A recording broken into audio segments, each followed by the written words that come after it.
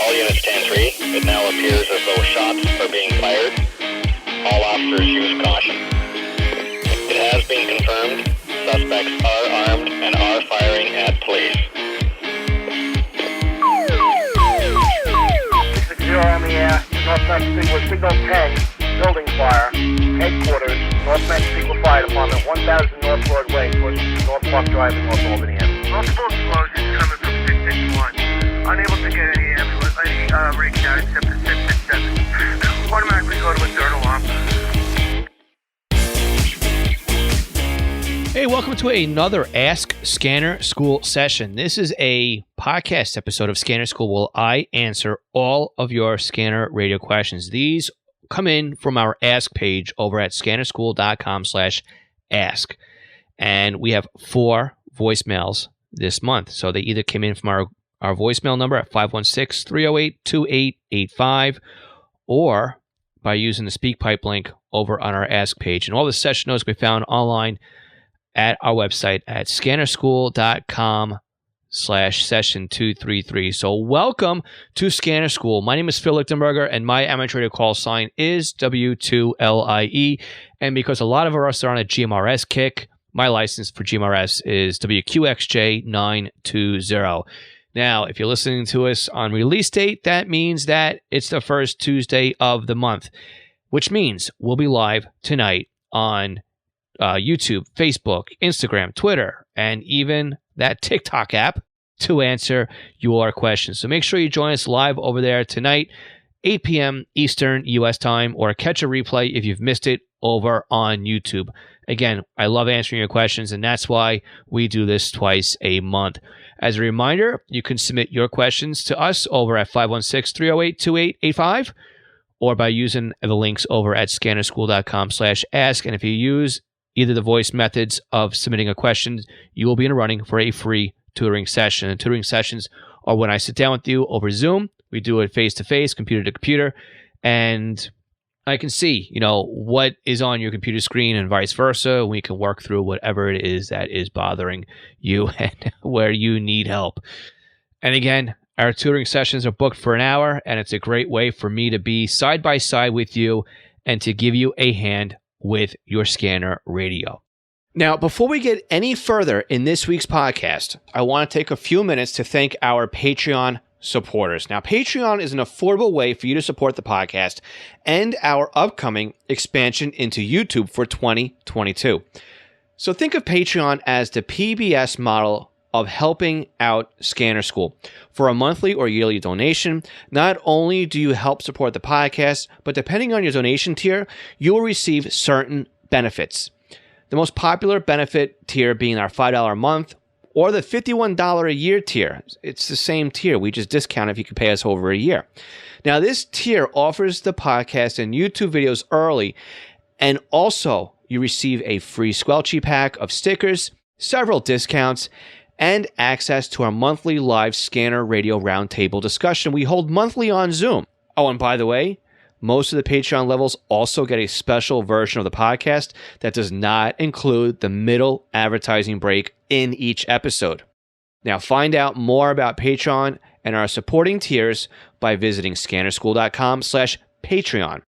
I'd also like to take a moment here and thank all of our Patreon supporters. Alan Gonzalez, Arthur Heron, Bill K., Bob Milton, Brandon Sammons, Brian King, Chris Paris, Craig Harper, Dan, Dave Pasco, David C., Denny Crotty, Ed Walsh, Edward Bramlett, Glenn Wright, Greg Johnson, Guy Lee, Jack Haycock, Jacques Berry, James Broxson, James Felling, James Peruta, Jay Reed, Jeff Block, Jeff Chapman, Jeff McLeod, Jenny Taylor, Jim B., Jim Heinrich, Joe Curtis, Joe Kordoff, John Keel, John Sweeney, John Goldenberg, Joshua Robb, Kelly Wilkins, Ken Newberry, Kenneth Fowler, Kevin Zwicky, Lenny Bauer, Les Stevenson, Lloyd R., Mark Beebe, Mason Kramer, Michael Gorman, Michael Kroger, Mike Lopez, Nicholas Stenger, Paul Teal, Paul Seish, Randy Lee Wright, Raymond Hill, Roger Stenstrom, Ronnie Box, Sal Marandola, Scott Lefgren, Terry Wright, Tim Mazza, Ted Glendy, and William Arcand.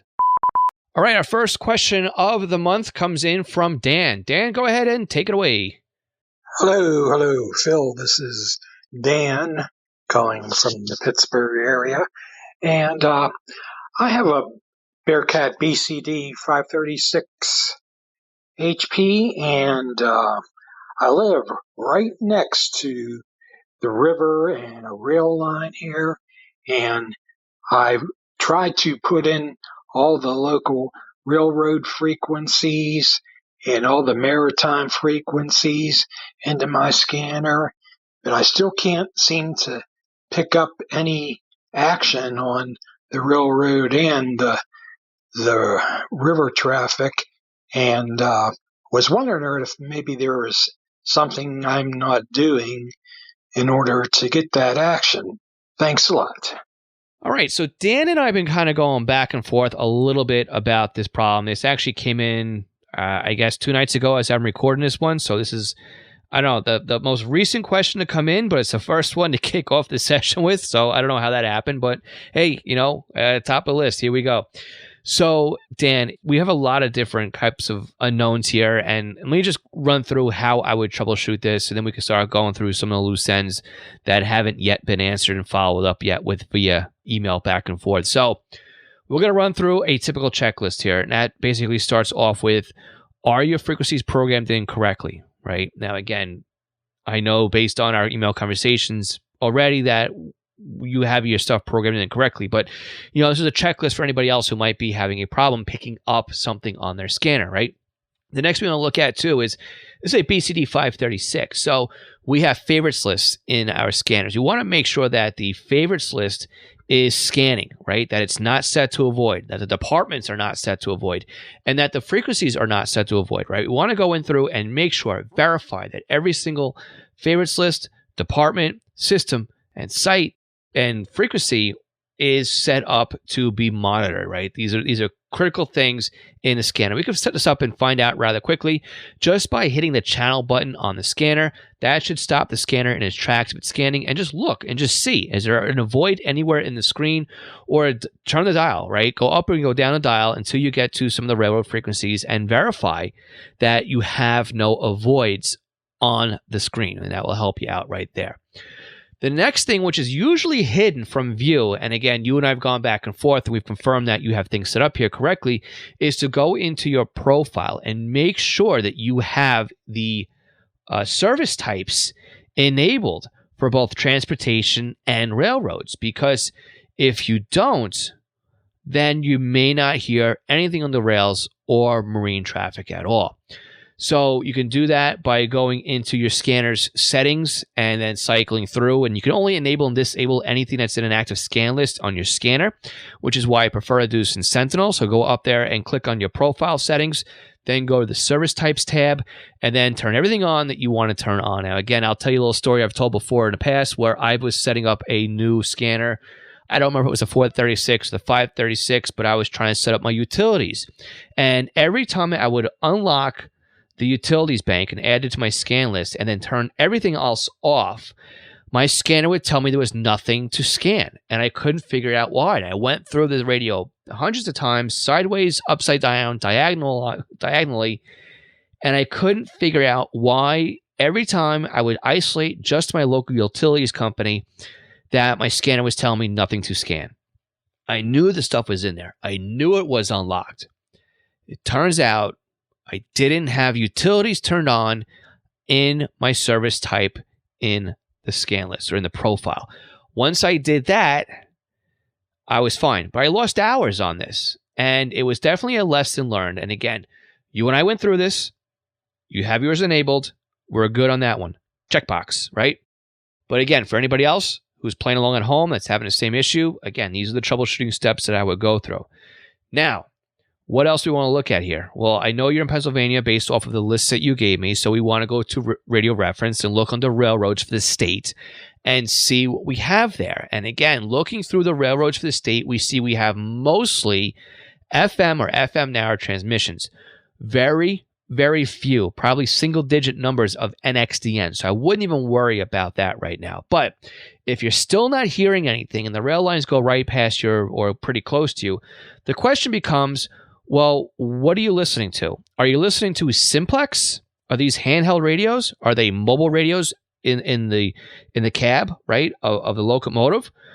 Are they running high power? Or are you listening to a repeater that is miles down the track?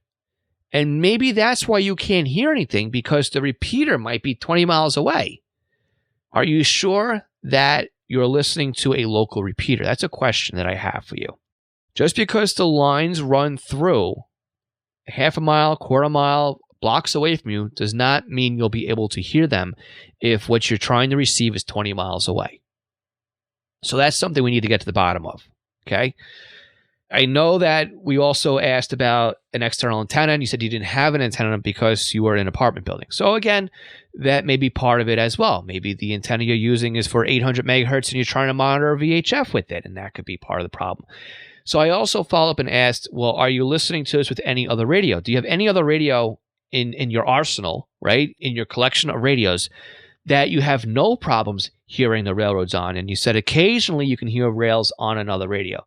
So the fact that you said occasionally really struck a chord with me and set up some red flags, because occasionally means you're not hearing them all the time on that radio either.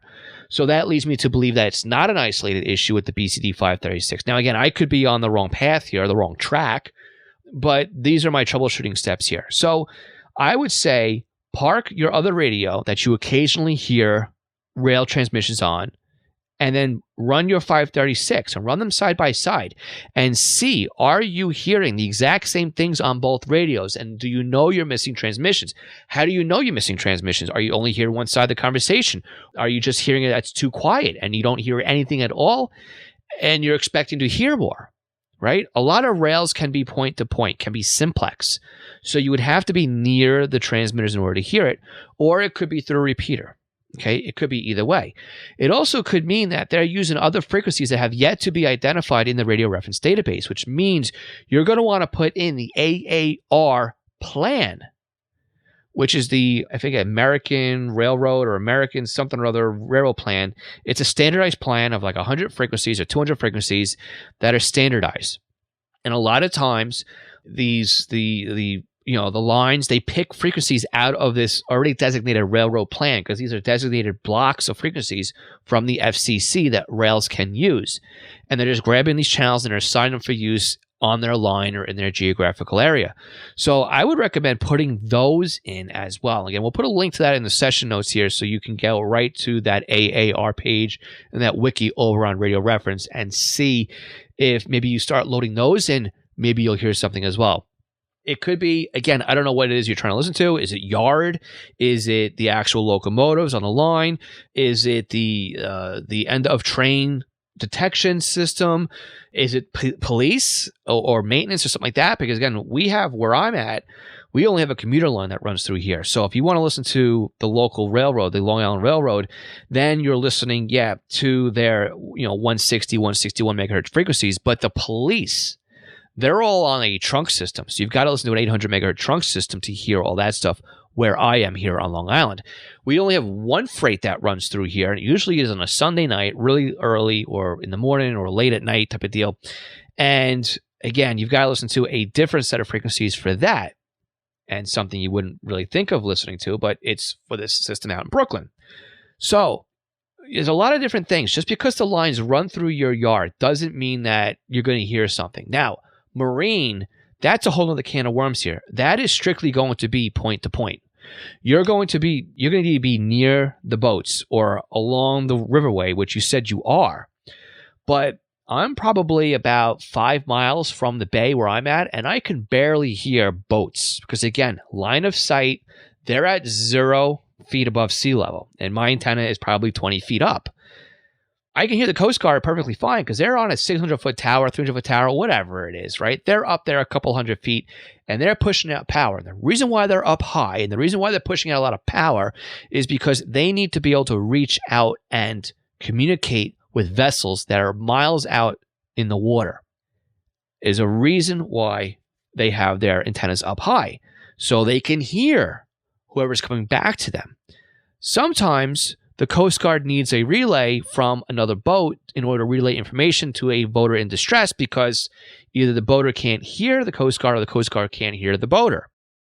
Again, marine is pretty much simplex. 99% simplex VHF point to point, which again drives us back to what antenna are you using on your BCD 536? Is it for 800 megahertz? Because if it is, again, that's going to lead to a point of, I wouldn't say failure, but a point of compromise on how well your scanner is going to work. It'll work really great on 800, but it won't work really that well on VHF. Where is your scanner in your apartment? Is it near a window or not? You might be able to get an antenna or a disc cone and hide it in a closet, or put an antenna near a window, or even get a VHF Yagi and point it out towards the rail line or the river canal out your window and see if that helps you out as well. It could be that you've got lead line windows in your house and that's affecting, or in your apartment, and that's affecting your ability to receive as well. Apartments are crazy. You're basically in a box. If you've got buildings or rooms to the left, the right, the bottom, and top, and all you've got your window to look at, that's the only place really you're going to get RF in and out, clearly. So it may or may not be radio programming. It may just be where you are. So my other question to you is, if you're out and about with your 536, how well do the rails work? Do they work better when you're when you're mobile? Do they work better when you're out in the parking lot? Does it work better when you're near a train station? Or does it work the same no matter where you are?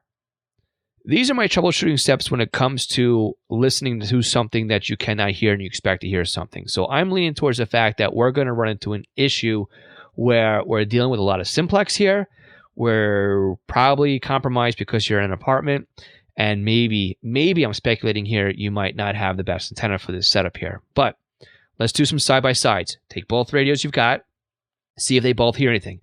Load in the AAR channel plan. Again, we'll put a link in the session notes here. See if you scan all those. See if you hear something on there and it's not listed in the radio reference database. And then maybe it's time to go out and do some field trips and just see if you can hear anything better when you're out and about around town. Dan, let's keep up back and forth on troubleshooting this. Would love to hear that you've got a solution and we got something that finally works. But let's keep going with this one. Let's keep chipping away and seeing what we can find on what's not working for you when it comes to picking up your rails and marine traffic. Really great question. I know we spent a lot of time on this one, but want to run through at least the troubleshooting steps, and maybe this might help somebody else. And if somebody else has a tip or a hint for Dan, let's swing over to Discord. Scannerschool.com/Discord. Let us know what you might think. Again, Dan's in Pennsylvania. Maybe you're in Pennsylvania too, and you might know what might help to get some railroad reception in the PA area.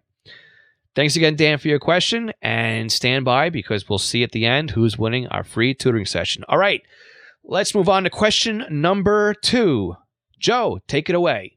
Hey, Phil. My name is Joe Gorman. Thanks for taking this question. It's kind of a general question, but I've had an SDS 100 since early December. I'm still learning a lot about the radio, and I was wondering if you could speak to or discuss the filters, your knowledge and understanding of the filters, and some maybe best practices scenarios with them.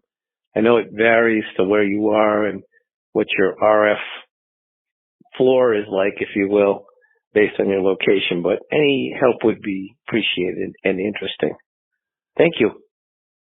All right, Joe, really great question. I know we get a lot of these questions here on filters. So as a review, before I get into the best practices, which is what you asked for on filters, let's talk about the filters. Let's review the filters because we really didn't get a really detailed explanation from Upman before he passed away on what filters are. We really only got this. Normal is a high-pass filter. Invert is a low-pass filter. And wide is wider pass frequency. Now, again, these SDS radios, the SDS 100, the SDS 200, these are software-defined radios, right? That are software-defined scanners. So they don't work the same way as our conventional scanners when it comes to reception.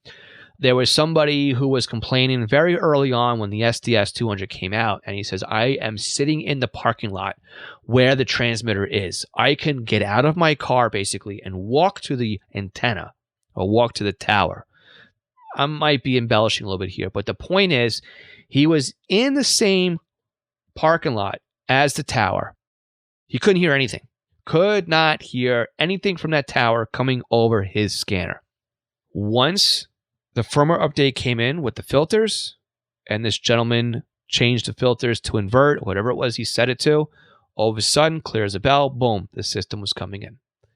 So yes, Joe, you are correct. It has a lot to do with what you're receiving, has a lot to do with where you are, has a lot to do with what your noise floor is.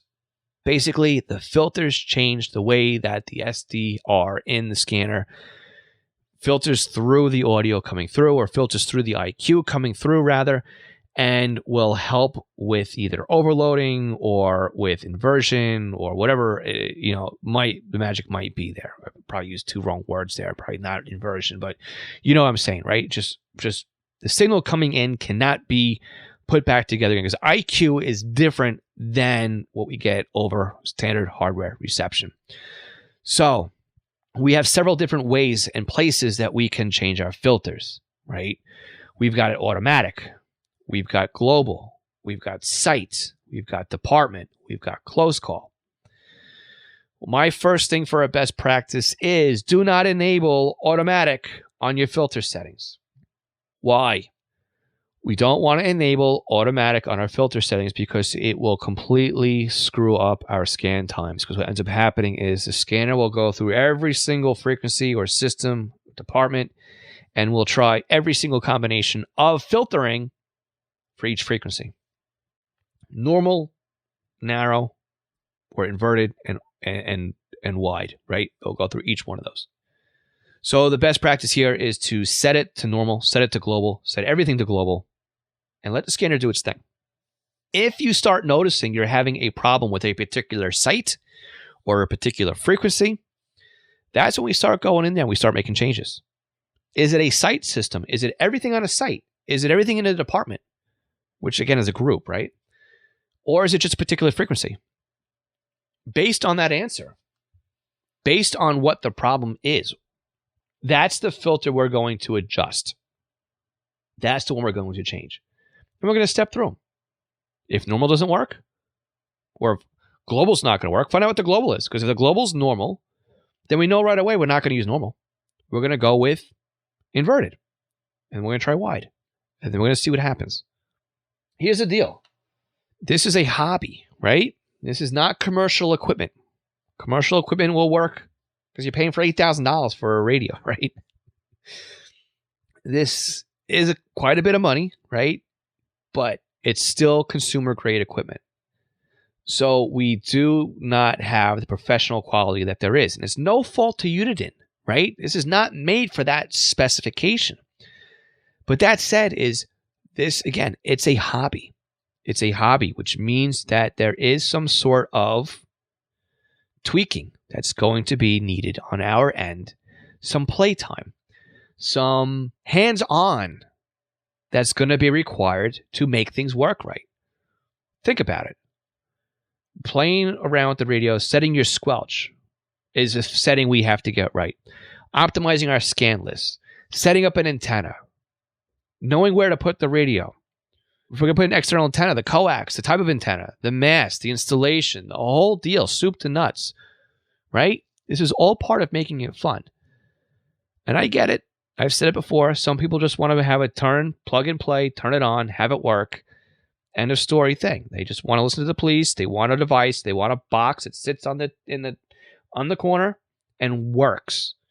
Yes, I firmly believe that the SDS 100 or 200 will just finally work, but it may take a little bit of tweaking to get it exactly right.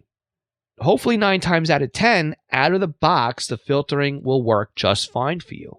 But in a case where it doesn't, you may need to just tweak it. And again, my best practice is, again, do not use auto unless you have to. I mean, auto is going to cycle through everything. So if you have one frequency that just isn't working, yeah, set it to auto if you don't want to sit down and step through each thing to see if it works. Because at least if you set it to auto, you know you're either going to work or you're not going to work. But I'm a kind of guy that likes to just set things up manually and see what's going to happen too. Once you have a filter setting that works, lock it in though, because there's no sense to have it in auto. So as we said before, global is going to be everything in the radio, and you're going to want to set everything basically to global, right? Your global setting is how the radio is going to be defaulted. But when you have an occasional issue, maybe every frequency and system in your radio doesn't work, and you've got to tweak the settings, and you're going to find out one works better than the other. Yeah, great. Then change the global. But if everything's working and it's just one frequency or a group of, or just a tower site on a system, then yes, set the filter properly for that site. So that's the best practice. That's a really good question, because again, filters are a complicated thing when it comes to these radios, and I'm sure I'll get a lot more questions about them. So thank you very much, because the more we dive into these filters, the more we're pulling things back like an onion. All right, we're going to pause here for a break. And as a reminder, anybody who's a Patreon supporter at the $3 or more tier is going to skip this break. For everybody else, we'll catch you in just a couple seconds. Hey, did you realize it takes us almost $100 a week just to have this podcast episode professionally edited and sent over to you? This doesn't even include website and podcast hosting, administrative help, and other monthly subscriptions that are required to put the podcast out there. Now, you can help us offset these costs when you shop online. So if you're looking for a scanner radio or some software, looking to bid on items over on eBay, or if you're looking to purchase anything, and I mean anything, on Amazon, you can help support Scanner School in the process, and this doesn't come at any extra cost to you. So please check out scannerschool.com/support for the multiple different ways that we have out there that you can help support us when you shop online. Again, scannerschool.com/support.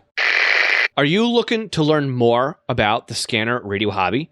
We currently have courses on how to get started and up and running with software-defined radios and how to turn your SDR into a fully functioning scanner radio.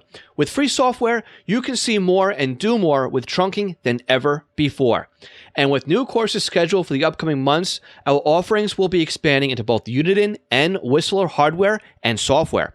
Check out our courses at courses.scannerschool.com or by looking for the link in this podcast description. National Communications Magazine is your personal library of scanner, CB, GMRS, FRS, MURS, and two-way radio articles written by the best minds in the business over the past 3 decades. Your NatCom personal online access account allows you to download the newest issues of America's hobby radio magazine, as well as back issues too. Visit natcommag.com to download your free sample issue and sign up today. Did you know that a pager can make a great addition to your scanner radio collection? And even if I didn't own East Coast pagers, I still have one or maybe a couple of pagers as a part of my scanner radio setup. This is because a pager can be used to just monitor your local fire department or your regional departments, and if you set it up correctly to alert you when the tones are sent over the air, then the pager will remain silent until you need to know what is going on. This frees up your scanner to monitor everything else that's going on besides your local stuff, or can prevent you from missing the local stuff because your scanner is busy doing other things. Now, pagers aren't just limited to fire dispatches anymore. Unication has great solutions to monitor both analog and P25 paging systems, where many public safety and police departments are switching over to. Swissphone and Apollo make great analog solutions as well, and all three still sell POGSAG and Flex pagers, still in use by many departments for text alerting. East Coast Pagers is an Apollo, Swissphone, and Unication dealer serving the North American market, and of course is one of my online companies. So if you're looking for a personal use pager or one for your department, contact us for a free quote and let us know you're a Scanner School listener for something a little extra with your order. For our full inventory or to request a quote or just to contact us, please visit eastcoastpagers.com. All right, our third question of the month comes in from Michael. Michael, go ahead and take it away. Hi, this is Michael Conley. I have a quick question. I wanted to know, is there a way to put NASCAR frequencies into a file? Because I cannot get my scanner to have NASCAR frequencies. Thank you. All right, Michael, really good question. And we haven't really had any NASCAR questions come in yet. In fact, if anybody's a diehard NASCAR fan that goes to a NASCAR event that brings a scanner, I would love to have a conversation with you, being that it's the middle of NASCAR season right now. It'd be great to get you on the podcast. So please go to scannerschool.com/guest if you scan NASCAR frequencies and let us know what you've heard or how you set up your radio or anything else. But going back, Michael, to your question, the answer is yes. Pretty much any radio out there, you could put NASCAR frequencies in. They're UHF, ranging from the 450, 460 megahertz range, or a little bit beyond, right? It's those blocks, basically. And from what I understand, for the most part, they're completely unencrypted, which allows you to listen to them. You can find frequency sheets online. In fact, if you go to Google and type in radioreference.com space NASCAR space frequencies space 2022, it comes right up with a thread of the frequencies that you can put into your scanner. Now, there is and again, we'll put a link to this in the session notes to help you out with this one. But there's somebody posted an Excel spreadsheet there, which is great because you could take that data and you can dump it into programming software. Now, you didn't say what scanner radio you were using, but any scanner that's analog, conventional only, will work for you, basically. So if you've got a 75 XLT, if you've got an SR30C, a BC125 AT, anything basically out there, doesn't need to say NASCAR, by the way, on a scanner radio. In fact, I am a firm believer that decal alone was the kiss of death to many scanner models out there, primarily the BR330T. Even though that radio said NASCAR on it, and I think Uniden must have had an agreement with NASCAR at the time, it was definitely not a NASCAR scanner. There was so much that radio did that I for a while was like, I don't want a NASCAR scanner. What do I need that for? And then I realized what that radio did. Whew. But anyway, going back, any radio that's analog can work here. Now, this is my advice, right? You're probably going to want something that is going to be programmable via the computer. So something that either plugs into Butel, something that plugs into ProScan, or even if you got a Radio Shack scanner, something that will work for, again, Butel sells a lot of software for Radio Shack scanners. Includes GRE and Whistler, by the way. And set them up, put them in, load them up. I wouldn't recommend using something like a Baofeng radio. Now, before the Baofeng haters jump on me, here's the reason why. The Baofeng we know only hold 128 channels, which I don't think is going to be enough. 2, the Baofeng has a very slow scan rate, which means you're going to miss a lot of transmissions. 3, the Baofeng does not allow you to lock things out on the fly. And 4, there's no banks in the Baofeng. It's just straight scanning, channels 1 to 128 or 0 to 127, right? If you have a scanner, what I would do is I would set up my first bank to maybe just being the drivers or the teams that you want to listen to. Make this your hot list. If you could only listen to a couple of drivers, who would they be? And put them in that list. When you do that and isolate just to those drivers or those teams, that means that you are going to have a better success rate of catching those transmissions. Again, they're going to be quick transmissions, right? If you put the whole field in there, you put every single driver in, you may miss what you want to hear. But in your second scan list, put the rest of the drivers in there. This way you can scan banks 1 and 2, and you can hear all the cars in the fleet on the field. And then when it comes time to just listen to your hot list, you just knock out the second bank and just listen to what it is you want to listen to. What I would also do is create a third list and make that the facility or the rest of NASCAR. This way you can still keep tabs on all that stuff. Maybe you want to knock out the second list and just listen to what's going on at the event from NASCAR and your favorite drivers. And I'm sure you'll put in another list that basically has security or the local PD or anything else that might be happening at the venue that you're going to. Because again, I think the NASCAR lists are basically just for the drivers. You might find other lists online for the facilities, for the racetracks you might be going to.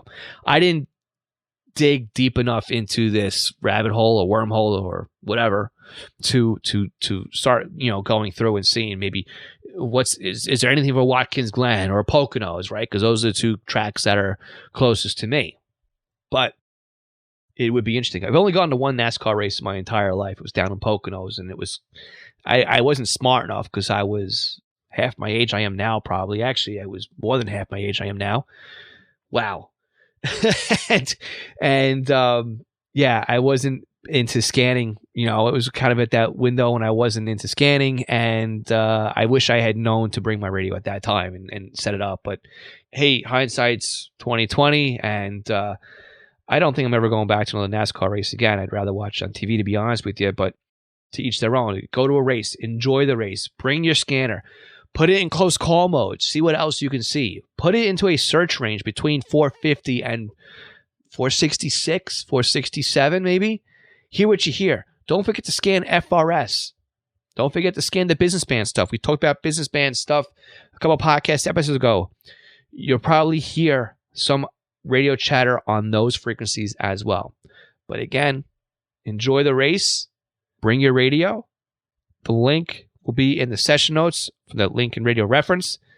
Let us know how you make out. And again, if anybody's a diehard NASCAR fan has gone to a race that's brought their radios, come on the podcast. Let's talk about how you program them up and what you've been listening to. I would love to speak with you. Scannerschool.com/guest. Michael, great question. Again, stand by because at the end of this podcast episode, we'll have our tutoring drawing. All right, one more question to go. Let's get to the last one here. Unfortunately, I don't know who you are. You didn't leave a name. So let's play that audio right now. Yes, I have an SDS 100, and I'm wondering how I can make a duplicate backup of my SD card.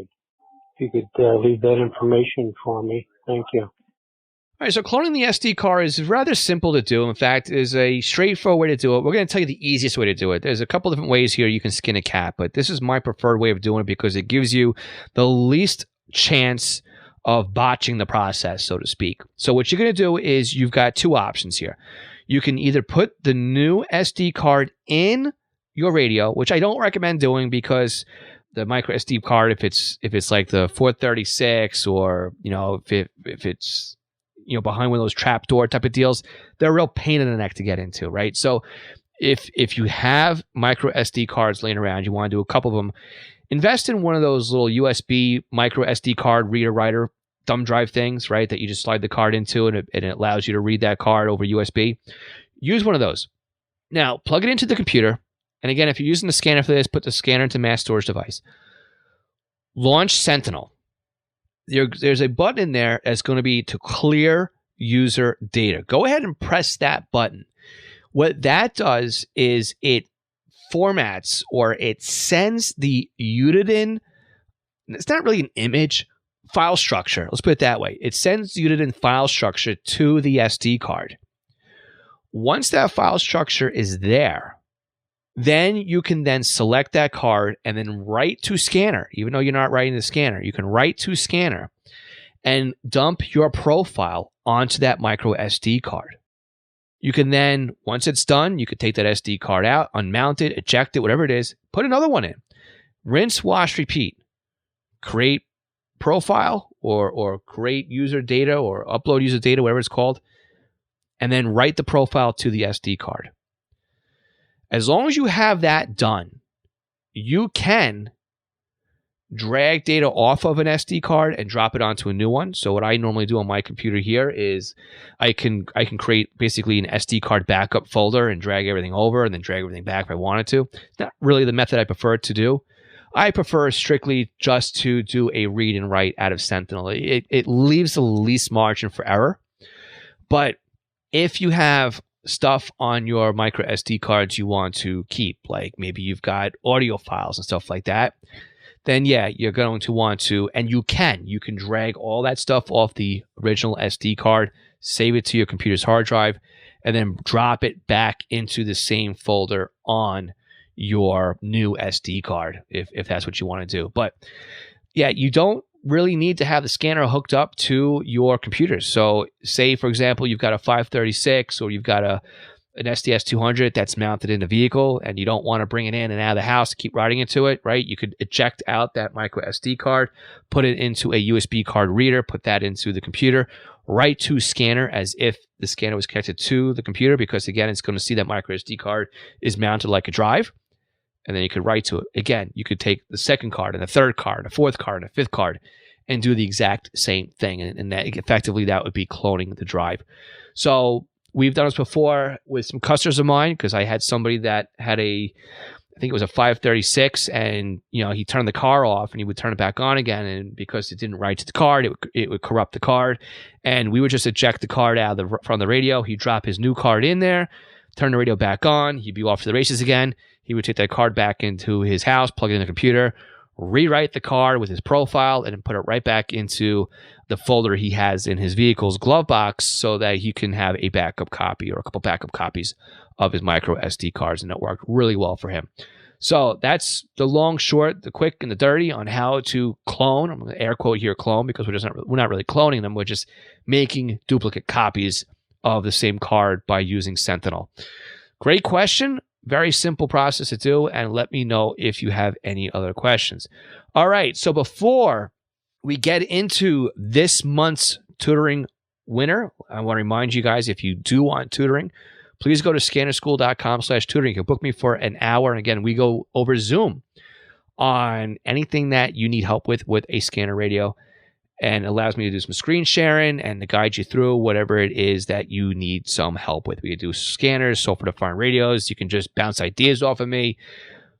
Whatever it is radio-related that you really need help with, more or less with the scanning and SDR side of the house is where I would say is where I can help you the most with. Now, again, if it's Tuesday, you're listening to this live on the first Tuesday of the month, check us out over on YouTube tonight, Facebook Live, Instagram, Twitter, and TikTok. We'll be live on those channels to do our live Q&A session at 8 o'clock Eastern U.S. time.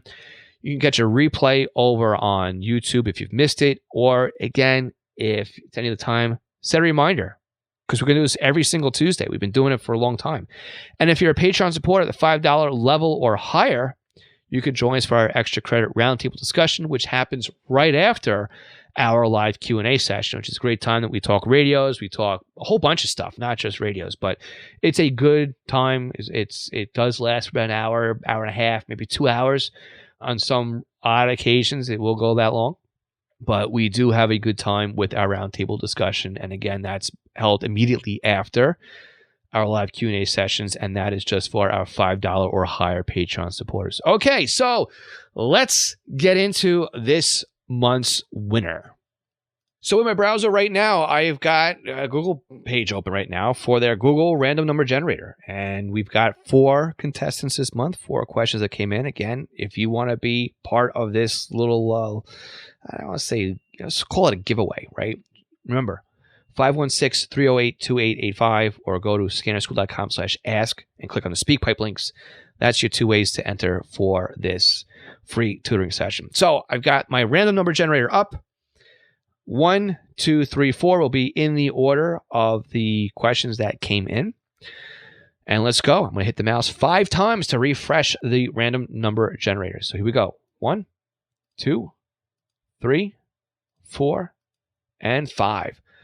It lands on 1, which means the winner is our first question of the month, which goes to Dan. Wow, this is great. Dan, you and I have been going back and forth anyway with some questions. So let's talk about what's going on with your scanner radio in some more detail. Reach out to me after this podcast episode airs, and I will give you a code that you can use to book the tutoring session so that we can sit down and talk more about this over Zoom. For everybody else, remember, we'll be live tonight over on social media platforms. And don't forget to share this podcast episode with somebody that you think would learn from this type of Q&A session. Please subscribe to the podcast so you don't miss out on next week's episode, and also sign up for our email newsletter so that you get every single notification of new podcast episodes and can keep up with what is going on here at Scanner School. With that, we'll catch everybody live tonight. My name is Phil Lichtenberger, and this is Scanner School, where we teach you everything to know about the scanner radio hobby. 73.